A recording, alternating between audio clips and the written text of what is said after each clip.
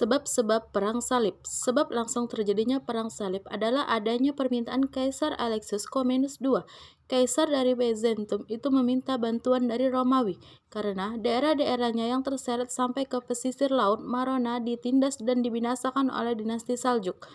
Permintaan Kaisar Alexius tersebut dikabulkan oleh Paus Urbanus II.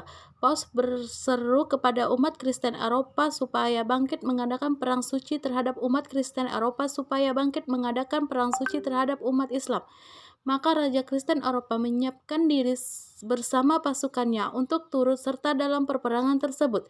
Seruan Paus tersebut membentuk fanatisme keagamaan bagi umat Kristen, sehingga terbentuklah sebuah angkatan perang yang sangat tangguh yang diberi nama Angkatan Penyebab terjadinya Perang Salib dapat dilihat pada beberapa faktor berikut. Yang pertama, faktor agama. Yang kedua, faktor politik. Yang ketiga, faktor sosial ekonomi. 1. Perang Salib pertama pada tahun 1095 sampai dengan 1101. Pada bulan Maret tahun 1095 di Konsil, duta besar yang dikirim oleh Kaisar Bizantium Alexius Komnenos atau Alexius I meminta bantuan untuk mempertahankan kerajaannya melawan Turki Saljuk. Sedangkan di Konsil, Paus Urbanus II meminta seluruh umat Kristen untuk bergabung dalam perang melawan Turki Saljuk. 2. Perang Salib kedua pada tahun 1145 sampai dengan 1150. Setelah masa damai, di mana umat Kristen dan Muslim hidup berdampingan di Tanah Suci Yerusalem, tentara Islam dipimpin oleh Muhammad ad-Din Zengi merebut Aleppo dan Edessa. Kekalahan-kekalahan ini menyebabkan Paus III menyerukan Perang Salib lainnya pada tanggal 1 Maret 1145. Perang Salib baru ini didukung oleh berbagai pengkhotbah. Yang paling terkenal 3. Perang Salib ketiga pada tahun 1188 sampai dengan 1192. Pada tahun 1187, Salahuddin al-Ayyubi berhasil merebut Yerusalem setelah meraih kemenangan atas pasukan salib di pertempuran Hattin. Paus pun menyerukan Perang Salib ketiga yang langsung disambut oleh Raja Richard I dari Inggris, Kaisar Romawi Suci Fredis I dan Raja Philip II dari Prancis. 4. Perang Salib keempat pada tahun 1202 sampai dengan 1204.